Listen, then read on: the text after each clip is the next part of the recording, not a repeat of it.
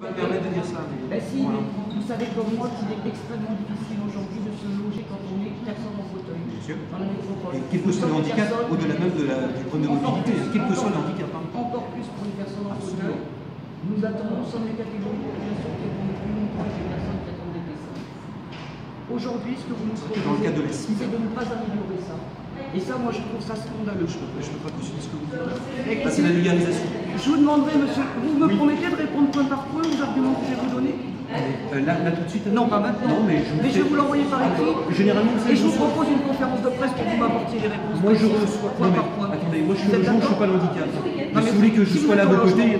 Oui, absolument. Vous êtes prêt à répondre point par point à tous mes arguments? Sachez, madame, je reçois 836 courriers par semaine. Je réponds à tous les courriers. Non, mais donc, je répondrai aux vôtres. Je vous demande de répondre devant la presse. Si vous êtes sûr de vous, parce que vous me dites que avant tout, c'est pas la presse qui fait progresser les choses. C'est nous tous, à l'unisson, qui devons bâtir un document commun. Alors pourquoi vous n'avez pas écouté ceux qui maîtrisent un peu le sujet? Vous me prenez à partie, je ne suis pas le handicap.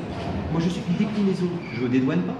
Je remonte l'information pour M. Alves, mais n'hésitez pas à saisir M. Alves. Mais M. Alves savait parfaitement que ce document ne tenait pas la route, je l'avais averti.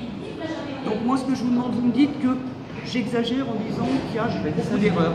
Donc si vous êtes sûr de vous, si vous êtes sûr de ce document, attendez, laissez-moi finir. Oui, si vous êtes vraiment sûr de ce document, vous allez accepter de répondre à tous les points que j'ai listés devant la presse. Madame, moi, je vous réponds une chose. Moi, je ne suis pas là pour me donner en spectacle. Moi, j'estime que ce moto. Attendez, Madame Morin, chacun son mode d'expression. Moi, c'est pas le mien. Je suis plutôt un homme de dossier, un homme de fond. Si vous me dites qu'il y a des points techniques à revoir, on le revoit ensemble, au calme. Moi, je ne suis pas là pour me donner en spectacle, ni devant le micro, ni devant la télé. C'est ce que je propose depuis 4 ans. Je vais le suggérer à M. Alves, parce que moi je ne suis pas seul, je suis une composante, mais je suis partie prenante. Il n'y a pas de souci, on se met autour de la table, c'est des choses à revoir. C'est une première étape, elle n'est peut-être pas parfaite, on est là pour l'améliorer ensemble, mais je suis là pas pour me donner en spectacle et pour justement faire de la vulgarisation. Je ne suis pas pour. Le sujet est beaucoup trop important pour qu'on puisse le traiter ensemble. Bah, écoutez, moi j'attends depuis 4 ans que vous écoutiez ce que je dis.